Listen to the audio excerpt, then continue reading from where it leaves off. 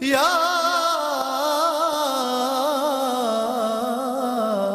محمد ایسی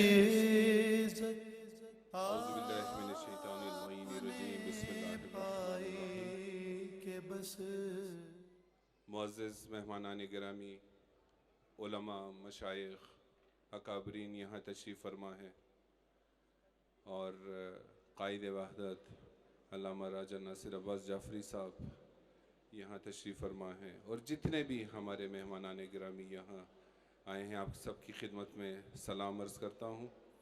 اور برادر اسد کی اگر میں یہاں تعریف نہ کروں اس پروگرام کے سلسلے میں کہ اتنی بڑی تعداد میں عید کے اس پرمسرت موقع پر ہفتہ وحدت میں اتنا بڑا پروگرام انہوں نے ارینج کر کے دکھایا، جب سب کی اپنی مصروفیات تھی کہیں نہ کہیں، تو یہ ایک بڑی خوش آئند بات ہے۔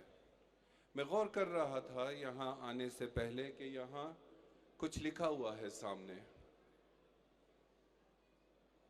یہ ٹائٹل میں نے یا آپ نے یا 6 ارب انسانوں نے حضور صلی اللہ علیہ وآلہ وسلم کو نہیں دیا۔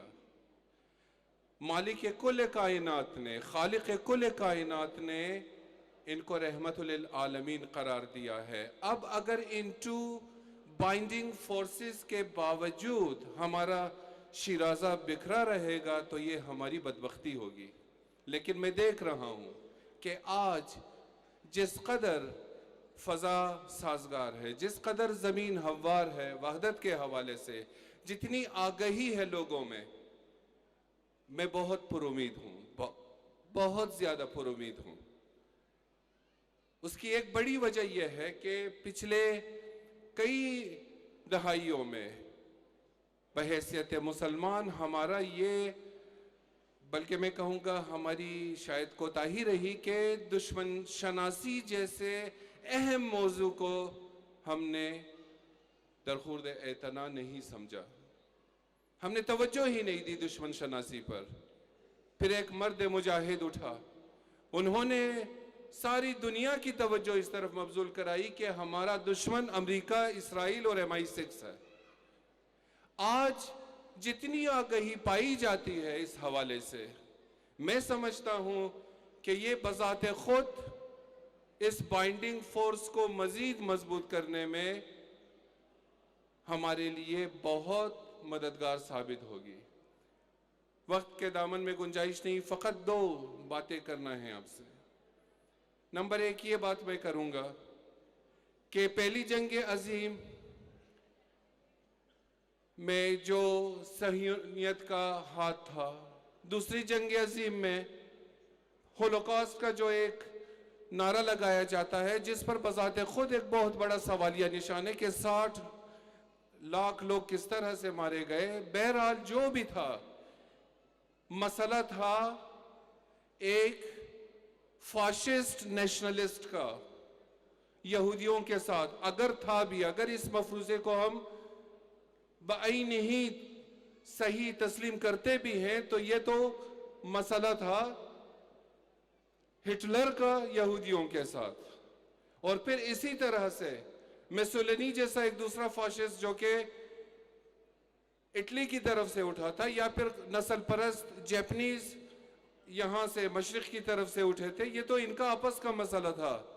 لیکن آپ دیکھیے کہ 6 اگست 1945 کو پہلا ایٹم بم گرایا جاتا ہے جاپان پر، 9 اگست کو دوسرا ایٹم بم گرایا جاتا ہے، اور ٹھیک 2.5 سال بعد 1948 میں 1945 کو جنگ بندی ہو جاتی ہے۔ 1948 میں یورپ کا جو سب سے بڑا مسئلہ تھا صہیونیت کا، وہ لا کے ہمارے سر مون دیا گیا، اور اسرائیل کی ایک ناجائز ریاست قائم کر دی گئی، جو کہ مسلمانوں کے دل میں بقول امام خمینی کے خنجر کی طرح پیوست ہے، اور یہ حقیقت ہے۔ آج الحمدللہ دشمن شناسی کے موضوع پر جس قدر آگہی موجود ہے، اور ہم جانتے ہیں کہ MI6 اور اس کے گماشتوں نے، امریکہ، اسرائیل اور ان کے گماشتوں نے مسلمانوں کے بیچ جو یہ فضا قائم کی ہوئی تھی کہ بجائے ان کو اپنا دشمن سمجھنے کے ہم آپس میں الجھے ہوئے تھے، الحمدللہ today the land is, the atmosphere is quite fertile. آج زمین بہت ہموار اور سازگار ہے اس حوالے سے۔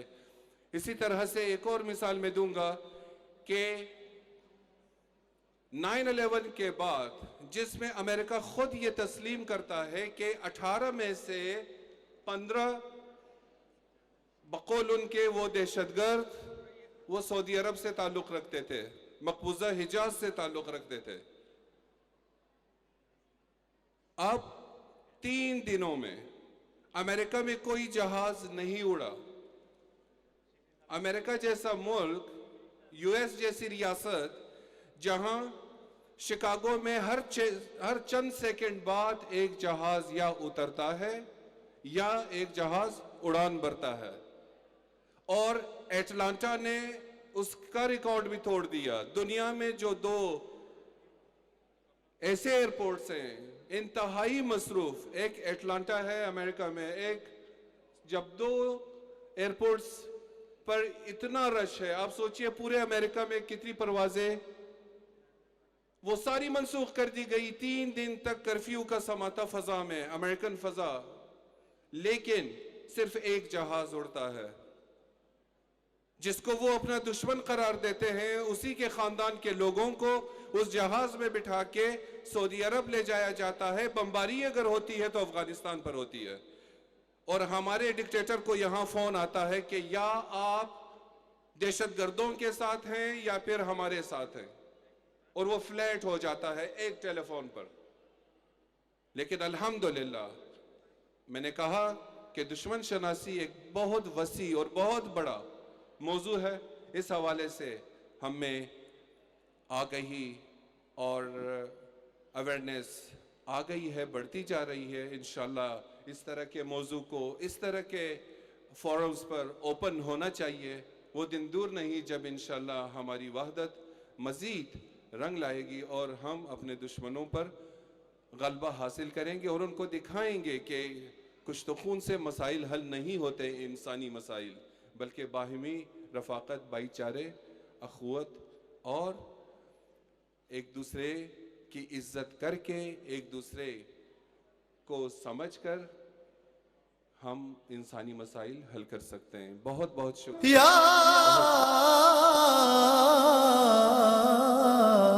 محمد ایسی عزت